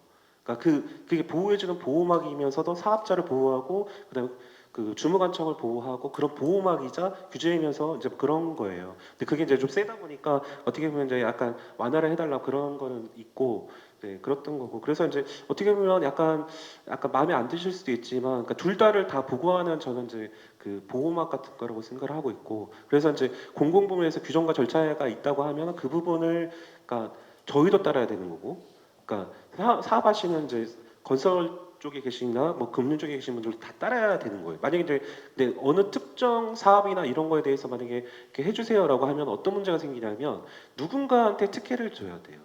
근데 그렇게 하면은 안 되거든요. 그래서 이제 그런 건 좀 어려운 것 같고, 그다음에 약간 갑과을의 구조라고 지금 생각을 하는데, 근데 갑과을이라는 거는 맞아요. 왜냐하면 설계, 그러니까 실시 협약을 갖다가 할 때 우리가 갑은 누구고 을은 누구다 이러니까 제가 봤을 때는 갑과을의 관계는 맞는데 실질적으로 보면 갑과을일까? 우리가 이제 어떻게 보면 이제 갑이라고 얘기하시는 게 이제 주무관청이라든지 아니면 이제 기재부 이제 총괄하고 있으니까 이쪽 이제 갑이라고 보시는데 정말 우리가 갑일까? 실질적으로. 완전 저는 이제 또 거꾸로 얘기를 해보는 게 뭐냐면 저희가 매년 민간 투자 활성화 대책을 내고 있는데 과연 이게 갑이라고 하면 그럴까? 전 세계에서 그러니까 한국에서 하는 것처럼 민간 투자 활성화 대책을 매년 내는 나라가 있나? 그러니까 작년 기준에 했을 때는 공식 회의만 50번 했고 올해 같은 경우 저 오자마자 계속 지금 사람들 만나면서 제가 이제 그 업계 하는데 모르겠어요. 이제 주무 관청 어떻게 하는지 잘 모르겠는데, 그러니까 지금 생각하시는 것처럼 그런 갑과을의 관계는 아니지 않나? 저는 이제 그런 생각을 좀 가지고 있고요. 그다음에 이제 세 번째 드리고 싶은 얘기는 뭐냐면, 그러니까 민자 지금 현재 상황에 대한 그 관점을 보는 거예요. 그러니까 어떻게 보면 이제 관점이라는 게 동일한 걸 보더라도 이제 너무 한쪽 관점에만 쏠려 있으면 그거밖에 안 보이거든요. 근데 저는 이제 활성화를 해야 되는 입장이다 보니까 좀 다른 관점을 가지고 있는데, 지금 제 질문을 한다 그러면 아마 대다수 분들은 이제 아마 이렇게 대답할 것 같은데, 지금 민자가 상황이 시장이 괜찮나요? 라고 했을 때 다들 이제 부정적인 생각을 가지고 계실 것 같고, 오늘 발표 자료도 다들 그랬어요. 근데 데이터로 말씀을 드리면 일단 신규 사업을 갖다가 이제 민적 의뢰했던 기준이 20년에 한 13조 됐어요. 21년, 22년에도 한 12조 됐어요. 23년, 24년 같은 경우에는 20조 정도 됐어요. 그러니까 과거 5년치를 본 거예요. 그러니까 KDI 민적 의뢰했던 기준이 거의 2배가 뛰었어요. 그리고 이제 당해연도에 그 실시하다가 체결했던 규모를 말씀을 드리면 통계를 20년에 0.9조였어요. 1조도 안 됐어요. 그리고 쭉 가다가 24년, 그러니까 23년, 22, 23, 24 숫자를 봤을 때 거의 10조에 육박하기도 했어요. 10배 정도 증가했어요. 그러니까 이런 데이터를 보고도, 그러니까 실시하다가 실제로 계약을 맺은 거잖아요. 네. 그러니까 이런 데이터를 보고도 아 이건 안 좋다라고 하시면 그건 어쩔 수 없는 거고, 제가 보기에는 그러니까 조금 다른 데이터를 보거나 그러면 좀 그럴 수 있는데, 근데 이제 생각을 하는 거예요. 왜 부정적일까? 약간 그러니까 저희가 여러 가지 막 그 대책을 내놓으면서 여러 가지 했음에도 불구하고 왜 그럴까? 근데 가장 큰 거는 제가 봤을 때는 약간 그런 것 같아요. 그러니까 약간 뭐 GTX 사업 같은 경우에 이제 가장 큰 어떻게 보면 대장 사업 같은 거잖아요. 대장 사업다 보니까 GTX가 좀 잘 가야 다른 이제 민자 사업자들도 예를 들어 뭐 보고를 하거나 의사 결정하는 입장에 있었을 때 야 그래도 좀 가잖아. 이렇게 얘기를 할 수가 있는데 안 가고 막 안 될 것 같고 막 그러면은 부정적 생각에 의해서 안 되는 거잖아요. 그래서 이제 4.4%그 특례 작년에 했던 특례 중에서 그러니까 이거를 받지 못했던 사업들이 있거든요. 그거를 이제 적용받지 못했던 사업들 중에 13개가 있어요. 13개가 있는데 그 중에서 제가 이제 이건 데이터니까 7개는 착공을 했고요. 그다음에 5개는 이제 하반기에 그러니까 착공을 하거나 아니면 착공식을 했거나 금리 약정을 체결할 예정이에요. 근데 딱 이제 어떻게 보면 일부 사업만 딱 눈에 띄는 이제 일부 사업, 제가 뭐라고 하려고 그러는 게 아니라 다 그거 이제 사업들을 다 존중해드리는데, 근데 그 약간 큰 사업들이 이제 주춤거리는 모습을 보다 보니까 약간 그 우리 21년, 22년도 어려웠고 그러다 보니까 그랬던 거 아니야 이렇게 생각을 하는 거예요. 그래서 좀 저는 이제 좀 다른 관점에서 보면 좀 아닌 것 같다. 왜냐하면 그리고 이제 또 드리고 싶은 얘기가 재정 사업과 이제 비교를 했는데, 민자 사업은 제가 봤을 때는 그거예요. 총사비를 고정해 드려요. 그리고 수입도 고정을 해 드려요. 그러니까 사업하는 입장에서 봤을 때는 리스크를 갖다가 최대한 이제 줄여주는 거예요. 근데 이제 물가 같은 경우도 여러 가지 그 약간 다른 생각이 있을 수 있겠지만, 일단 기본적으로 이제 다 아시겠지만 불평가 기준에 CPR을 다 태워줘요. 그렇지 않습니까? 해박 기준 했을 때. 그러면서 이제 23년 특례 같은 경우에는 이제 저런 거잖아요. 건설투자 GDP 디플레이트하고 CPI 차이, 그 누적이 7%를 넘었을 때 50%를 보존해주는 개념이에요. 그러니까 기본 개념으로 CPI를 태워주고 50%를 보존해준다는 개념이 뭐냐면, 예를 들어서 이제 이 개념을 정확하게 이제 왜냐하면 적용받는 사업이 없다 보니까 이 개념을 이제 정확하게 모르시면 이거 별거 아닌 것 같은데라고 하는데, 이게 이제 7%라는 게 뭐냐면 기본적으로 나왔던 거는 이게 이제 물가가 사실상 기본적으로는 CPI를 태워줘서, 그러니까 민간에서 사업하시는 분들이 물가 상승으로 인한 뭔가 공사비에 따른 그 리스크를 갖다가 해지해주기 위한 개념이에요. CPI를 태워준다는 개념이. 근데 그거를 갖다가 이제 넘어서는 정도까지 된다고 그러면 23년도에 그게 넘어서는 정도를 갖다 보장해줄 수가 있는데 그거 얼만데? 라는 거를 구체적으로 적어준 거예요. 그러니까 그게 이제 확률적으로 봤을 때는 이제 지금까지 과거에 있었던 걸 기준으로 했을 때 한 5% 정도의 그 범위 확률을 일어날 수 있는 게 7%인 거고, 그러면 이제 예를 들어서 10% 만약에 그 누적 개념이거든요. 누적을 해가지고 그러니까 10%가 되잖아요. 그러면 이제 7%가 넘어서니까 3%인 거잖아요. 3%, 5%, 그러니까 50%의 1.5%를 해주는 게 아니에요. 그러니까 그게 이제 적용을 직접 안 하다 보니까 좀 헷갈려 하시는데 1.5%만 올려준다는 개념으로 생각하면 되게 작은데 그 개념이 아니고 불변가 총사비를 원래 기본적으로 CPR에 쭉 태워주지 않습니까? 그래서 이제 그렇게 쭉 가는 건데, 그러니까 불변가 총사비가 100이었던 거를 그러니까 1.5, 101.5를 해주는 거예요. 그러니까 베이스업을 해줘요. 베이스업을 해준 상태에서 CPR을 쭉 떼어주는 거예요. 그러니까 일종의 이제 복리 같은 개념으로 들어가는 거예요. 예. 그러니까 24년 같은 경우에도 이제 21년, 22년 물가 특례를 갖다 해줬던 게 뭐냐면, 그러니까 그거 건설 투자 GDP 디플레이터하고 CPI 차이가 8.8%가 났어요. 8.8%가 났는데 기본적으로는 이 경우에는 이제 적용을 뭐랄까 이제 알아서 협상에 의해서 이제 그 불변가 시점을 갖다 조정할 수 있게끔 되어 있어요. 그러니까 우리 공고문이나 이런 데도 되어 있어요. 근데 실제로는 이제 안 하시고 이러다 보니까 이거를 이제 확인을 해드린 거예요. 아, 그럼 이 정도 기준으로 하시면 될 것 같아요.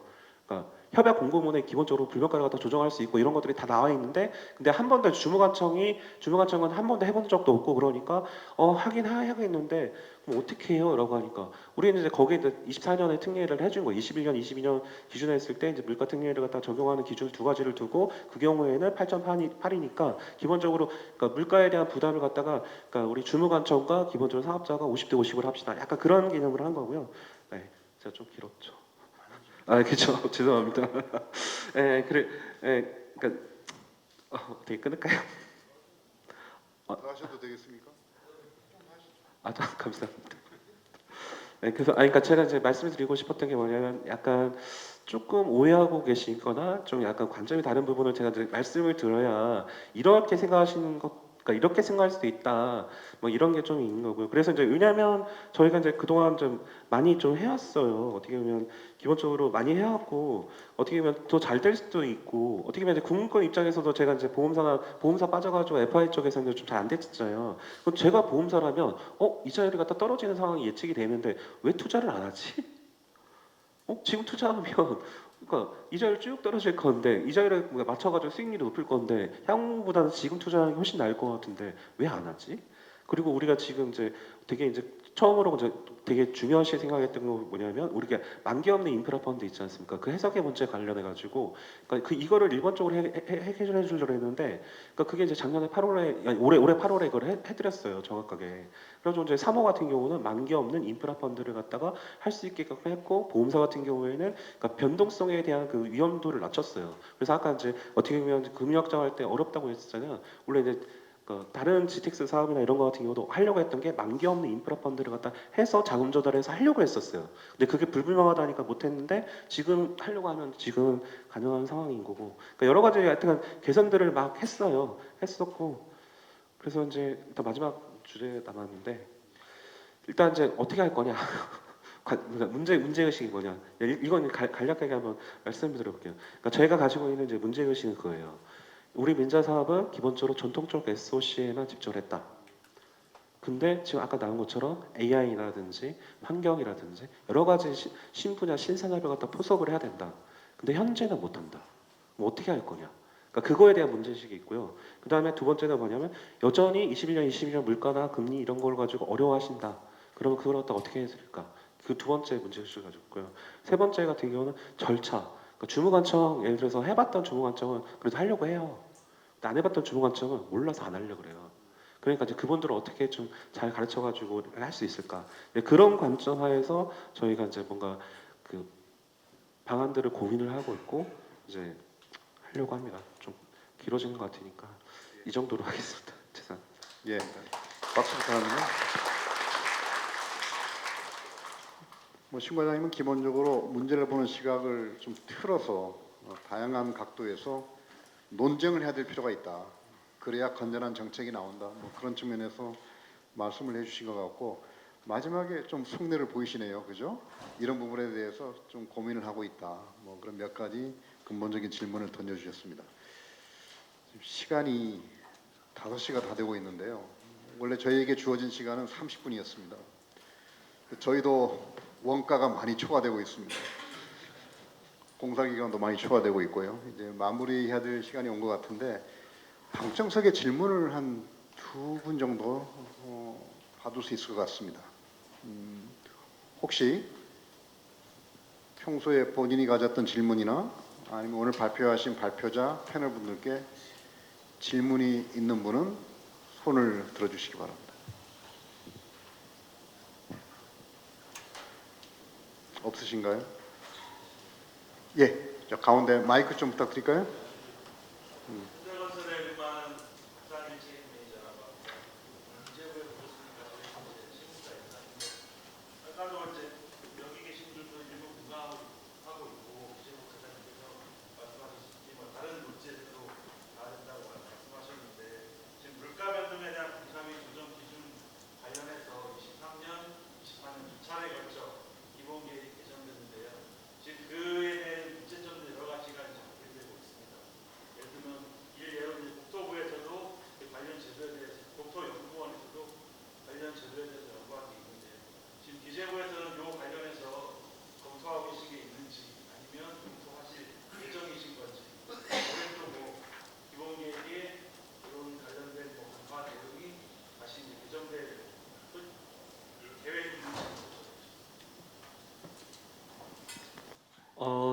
질문이 정확하진 않으셔가지고 네, 제가 뭐 정확하게 답변을 드릴지 모르겠는데 현대건설이라고 하시니까 GTX-C 이제 SPC를 총괄 그 얘기는 하시는 건 아니에요? 전반적인 거를 말씀하시는 거예요. 그러면은 전반적으로는 아까 말씀드린 것처럼 어떻게 보면 물가 변동이라든지 금리 인상 뭐 아니면 여러 가지 어려운 것들 관련해 가지고 저희가 고민하고 있고요. 그러니까 오늘 나왔던 얘기들 같은 경우에도 이제 여러 가지 이제 고민들을 좀 하고 있어요. 네. 그래서 이제 일단 현장에서 이제 그 몇 차례에 걸쳐 가지고 저희가 의견들도 받아 가지고 같이 얘기를 했었고 오늘 처음 나온 얘기는 아니고요. 그래서 이제 저희가 이제 여러 가지 제가 이제 그때 말씀을 드렸던 게 뭐냐면 제가 방안에 대해서는 그러니까 이렇게 할 수 있습니다라고 확답은 해줄 수 없다. 왜냐면 이건 제가 혼자 결정하는 게 아니니까. 근데 제가 이제 해드릴 수 있는 건 뭐냐면 지금 말씀하시는 어렵다고 말씀하시는 부분에 대한 공감대는 해드릴 수 있고 내 방안은 조금 다를 수도 있다. 아니면 못할 수도 있다. 일단 이 정도로 말씀드리겠습니다. 오늘 발표하신 분 중에 뭐 추가적으로 뭐 강조하실 사항이나 뭐 말씀하실 분이 있으면 오늘 발표자 세 분 중에 마이크를 드리겠습니다. 우리 이동민 교수님 혹시 뭐 발언하실 사항 있으신가요? 공사 기간이 너무 지나가지고 안 하겠습니다. 나중에 따로 말씀해 주시고요. 우리 두 번째 민주연구원 예 없습니까? 마지막 발표는 우리 송재강. 저도 충분히 말씀드린 것 같습니다. 뭐 통행료 충분합니까? 실현에 대해 충분할 것 같습니다. 예, 알겠습니다. 예. 자, 이제 진짜 마무리를 해야 될 것 같습니다.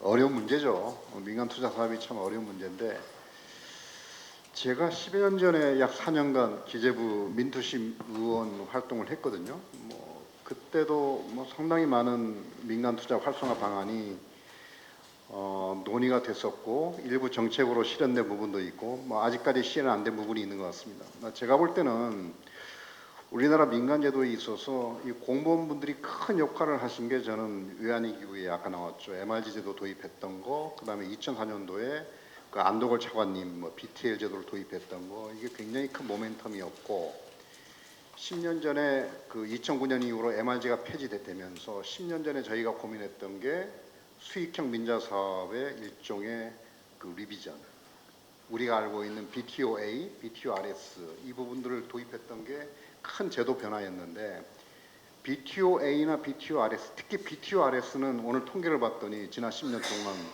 거의 없더라고요. 그 없는 이유가 있는 거겠죠. 여기에서 저희가 다시 모멘텀을 찾아야 되지 않느냐, 뭐 그런 문제인식을 제가 다시 하게 됐고요. 결국 민간 투자 사업은 본질적인 가치가 있는데 저는 두 개 축이라고 봅니다. 결국 공익성이냐 수익성이냐. 과거에는 저희가 수익성을 상당히 많이 강조를 해왔어요. 유인책도 많이 썼고, 근데 도로공사 요금의 1.1배 이런 부분들이 이제 공익성 잣대가 이렇게 올라가는 거죠.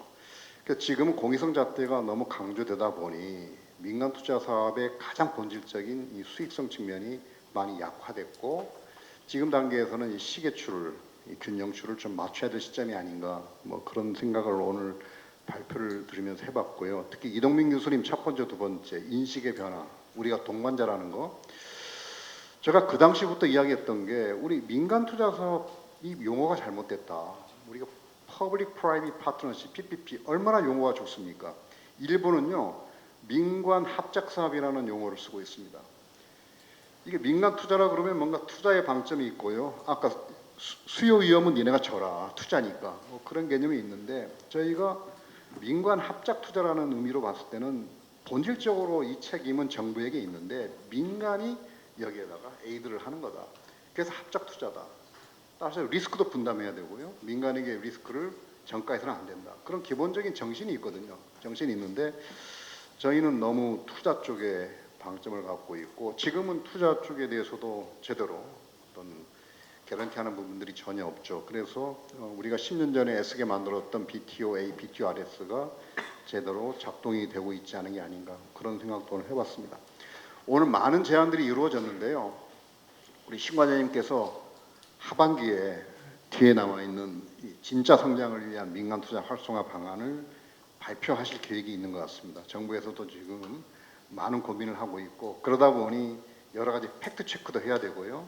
다른 각도에서 여러 가지 나오고 있는 이야기를 뒤집어서 보려고 하는 그런 노력이 저는 대책 발표가 임박했다는 생각이 듭니다. 그래서 오늘 여러 가지 좋은 제안들이 많이 이루어져 있고 특히 통행료 이런 부분에 뭐 논의들이 많이 돼 있어서 앞으로 하반기에 정부의 민간 투자 활성화 대책 방안에 이런 부분들이 신 과장님 많이 담겨지길 제가 희망해도 되겠습니까? 예, 오케이 했습니다. 우리 국토부 김 과장님도 많이 고민해 주시고 좋은 정책을 만들어 주시기 바랍니다. 자 이제 진짜 마무리하겠습니다. 오늘 인센티브가 뭡니까? 끝까지 남아 계신 분? 저도 아직 확인을 못 해봐서 나가시면서 이게 한번 이제 확인해 말이 주시겠어요? 달라지는 거예요. 말이 달라지는 거예요. 아마 커피 쿠폰 제가 주실 거라고 이제 기대하고 있는데 정말 장시간 자리를 지켜주셔서 감사드리고요. 예, 추석 명절이 다가오고 있습니다. 추석 명절 잘 보내시고 환절기에 감기 조심하시고요. 다 같이 민간 투자 사업의 활성화 그리고 건설 산업의 발전을 위해서 기도하는 마음으로 오늘 토론회를 마치겠습니다. 대단히 감사합니다. 고맙습니다.